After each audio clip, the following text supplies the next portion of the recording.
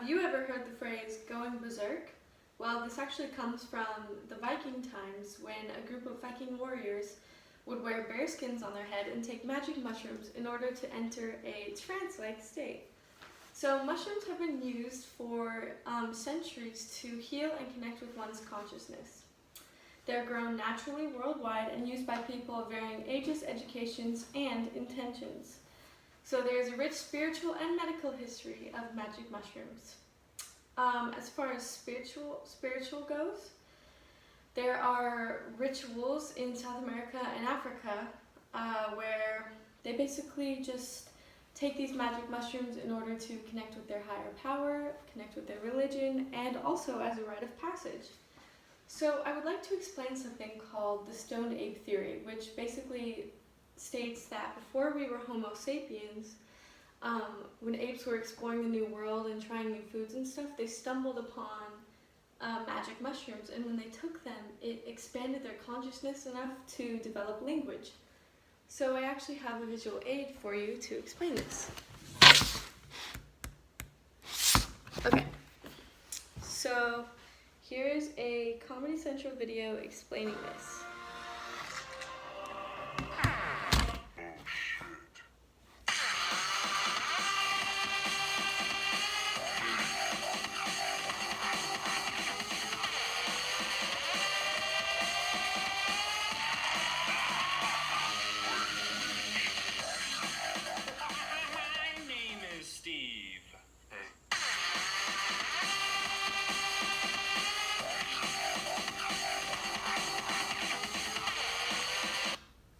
Okay, perfect. So that basically just illustrates the stoned ape theory for you. It's just a theory, but it makes sense to me. So Grabsky in 2020, in an article called "Can Microdosing Improve Mental Health?" stated, "This drug induces mystical experiences having sustained personal meaning and significance." So I'm sure at this point you're wondering, well, how are these mushrooms introduced to America? Well, this man named Gordon B. Wasson went down to Mexico and had a mushroom trip with a medicine woman named Serena something. Anyway, and he had this amazing trip. She walked him through it and whatnot, and he decided to bring them back to America. Well, the news spread like wildfire, and basically, this is what introduced the hippie culture of America. So, now that we've gone over a brief history of magic mushrooms, I would like to dive deeper into their medical use. So, so mushrooms are proven to reduce anxiety, depression, and even get people to quit smoking, which is incredible.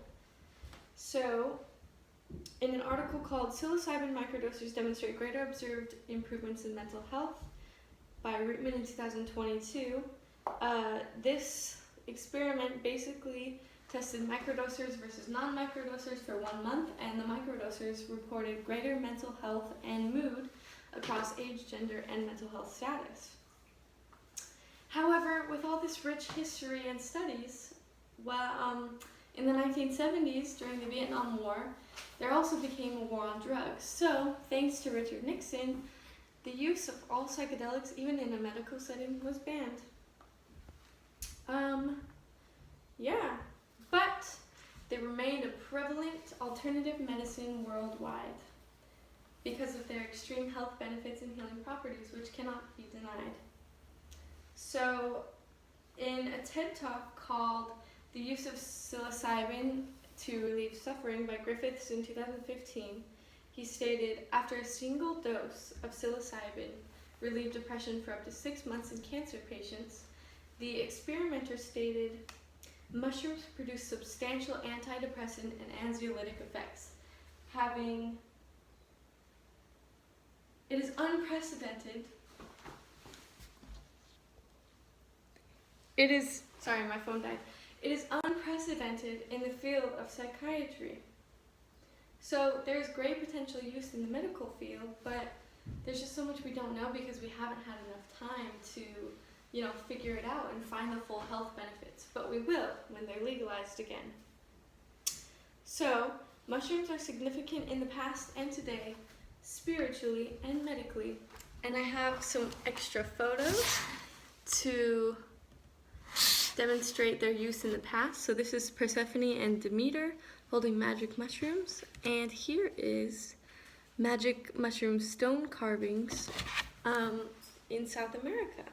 So these basically demonstrate the aesthetic value that they had in the past world, as well as, enough for them to make their way into the art back then. So, a psychonaut is defined as someone who dives deep into their own psyche in order to understand themselves better with the help of psychedelic drugs.